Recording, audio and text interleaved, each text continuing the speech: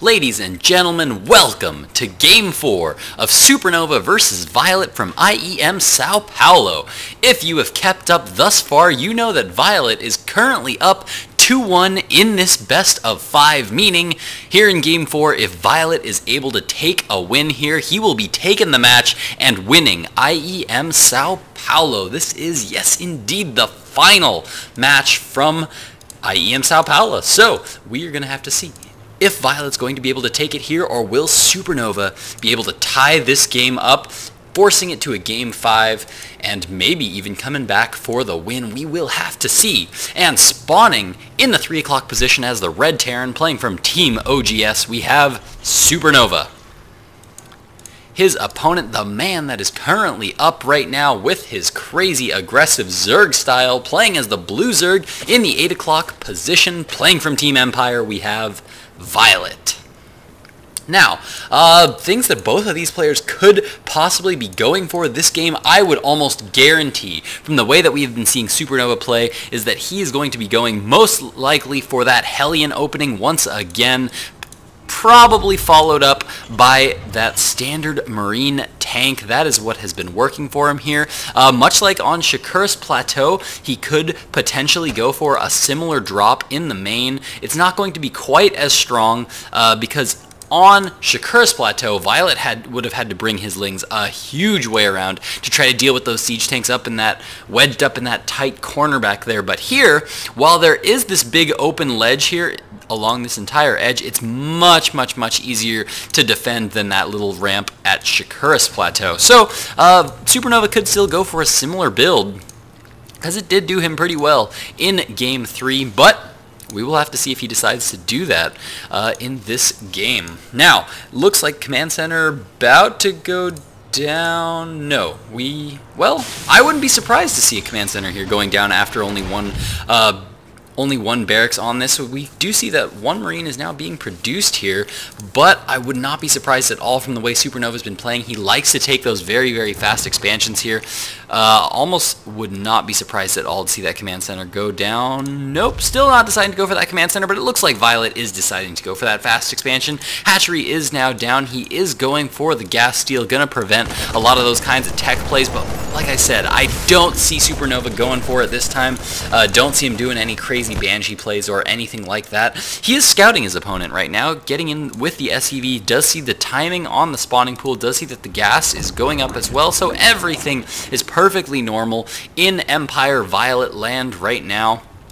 And Supernova right now is just going to be able to play his standard game. Ooh, we do have a factory coming up here now, and it looks like this barracks has been lifted into a position where it can produce some kind of an add-on, and it is going to be a reactor. So yes, once again, it is going to be that reactor factory Hellion opening here from Supernova, and these two Marines are going to be working at this extractor for quite a while, because it actually takes 3 Marines to DPS down an extractor, a building extractor. So until this barracks is able to get a 3rd Marine out, Violet is just going to be able to continuously cancel and rebuild. There's that expansion that I've been waiting for, now going down for Supernova. Looks like he's going to be using these Hellions as a way to kind of pressure his opponent while he takes this expansion. First Lings are now out here for Violet. Looks like 4 Lings currently out as he continues to now produce a spine crawler and more drones back at home. We can see that once again he has mined enough gas to get that Zergling speed, then pulls 2 guys right off of gas, mining mostly minerals right now in the early game, just so that he can get up lots and lots of drones early on. Now, these or no, it looks like it's just going to be 1 Ling continuing to chase down that SCV, and it looks like he is going to be able to get it. And in the meantime now, Violet going to be spreading out these Lings, taking the Xel'Naga watchtowers.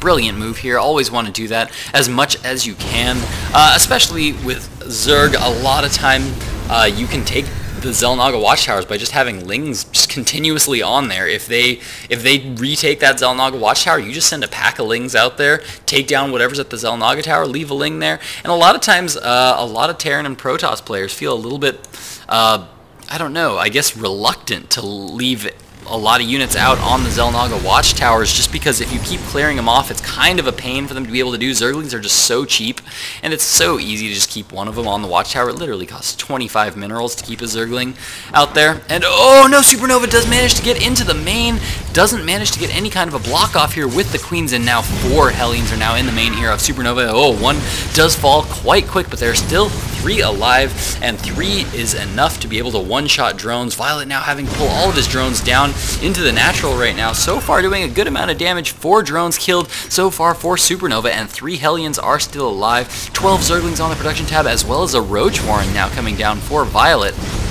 As he tries to deal with this, there are some Lings now out on the field. This number of Lings, if he's really careful, can deal with these Hellions, but it looks like he's not controlling them all that carefully right now, as he is going to lose a lot, but I think he is going to be able to finally clean up those Hellions. He does have this 1 queen at the ramp to block those Hellions and make sure they don't leave the base to get at all those drones that he transferred down to the natural there. So overall, Violet did handle that pretty well. 6 workers were killed, definitely didn't handle it as well as he could have, but Supernova could have also done a lot more damage in that instance. So Violet definitely handling that pretty well, I have got to say. Now, Hellions are now coming in, and oh, nice surround by Violet as he manages to catch a couple of those Hellions, manages to pick 1 off, and now this factory is going to be swapping off onto that tech lab.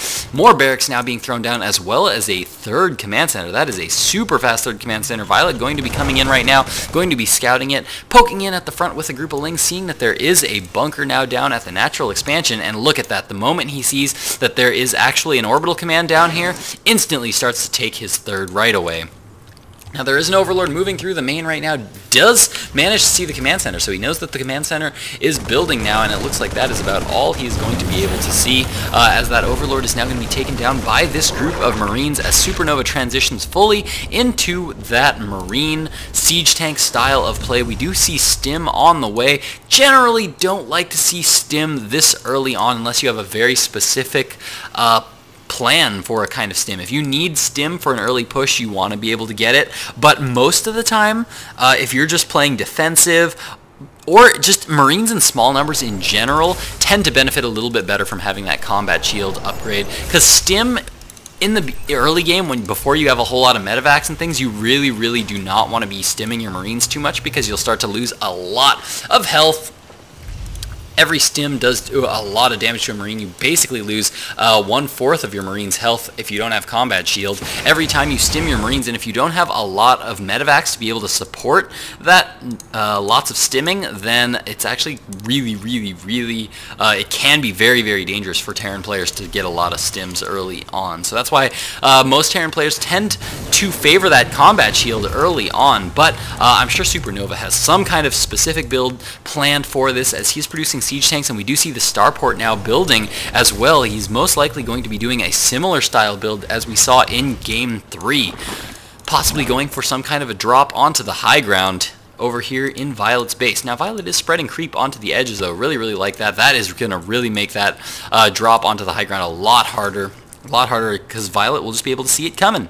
Now Roach Speed is now being researched here for Violet. Lair Tech is now up. Double Evolution Chamber is now up for Violet as well. +1 Carapace as well as +1 melee attacks is on the way. 3rd base now being taken here, instantly taking those 5th and 6th gas geysers. That is absolutely the way you want to play when you expand as Zerg. You always want to start with taking gas geysers first after your 2nd base. 2nd base, you want to mine minerals first. But once you start to get saturated there, you want to take those 3rd and 4th bases, and once you have all those saturated, you right away want to go for that 3rd base, and then take your gas geysers right away. Super duper fast if you can help it. Now we do have +1 infantry weapons finishing up here for Supernova. We do have the reactor coming down on the starport, so it looks like it might be fairly early drop play. Supernova has now established his 3rd bunker going down there, as well as Violet is doing a fantastic job of spreading creep. If he's able to get creep down along both of these alleyways here, he's going to be able to have really good map control. Notice he's still keeping these Xel'Naga watchtowers. Really like that. Drops now going down here. Looks like he's going to be able to deny that 4th that was going to start to go down for Violet, but now Violet does manage to catch those Lings, pulls all of his Lings and Roaches back to be able to defend against that.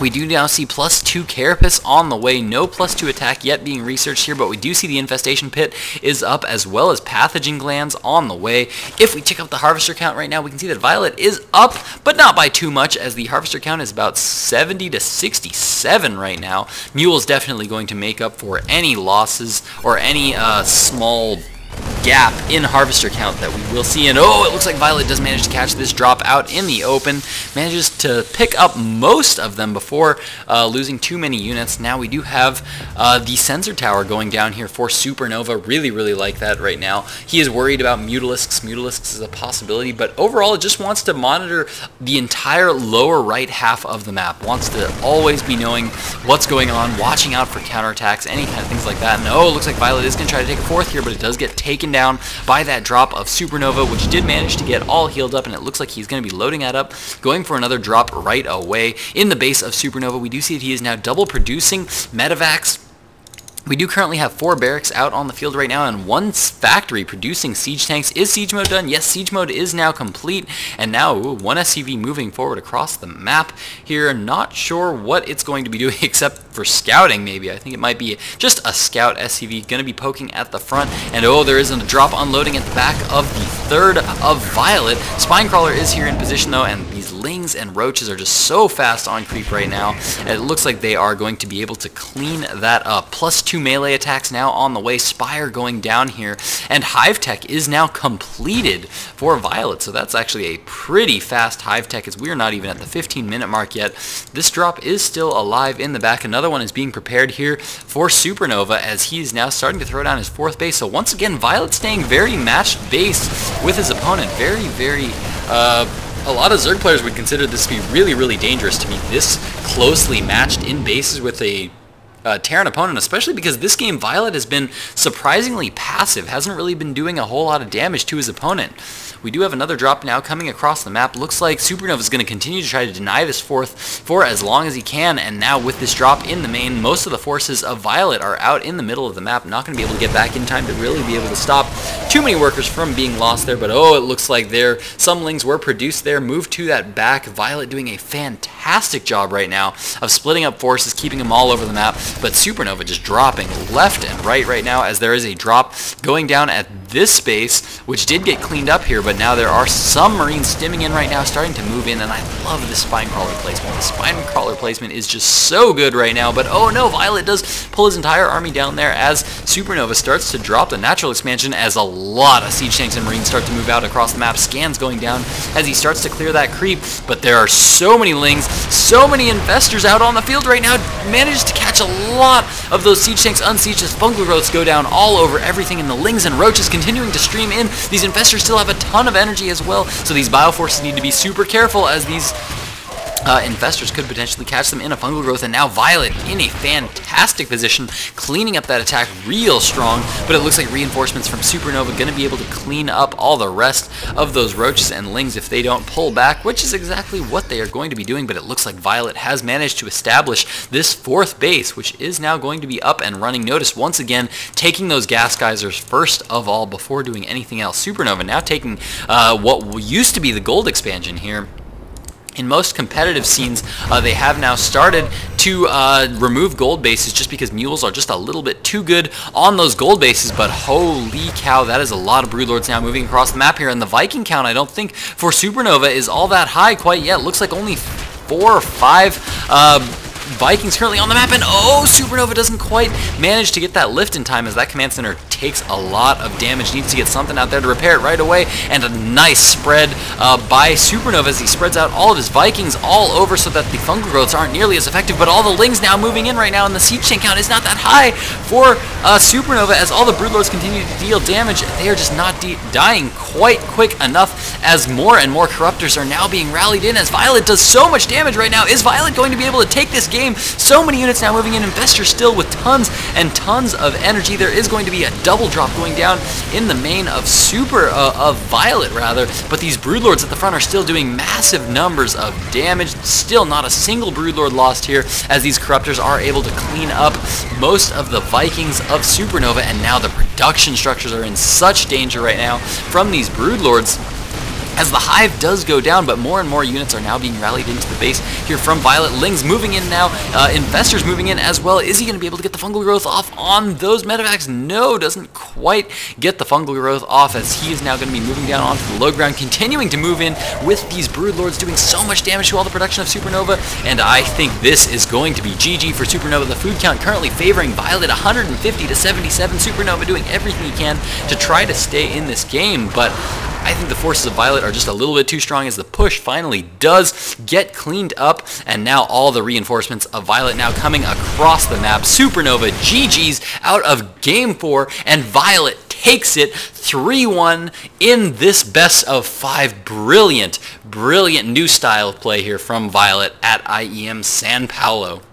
Hope you guys enjoyed that series. If you did, please hit that subscribe button, comment down below, let me know what I can do to make these better for you guys. Going to be going back to doing some more laddering here, maybe going to be posting some of my Protoss games here pretty soon, but I'm not going to lie, I'm pretty terrible at Protoss. I'm doing okay in Platinum League, but I'm sure once I get into Diamond, I'm going to start to have a lot more trouble.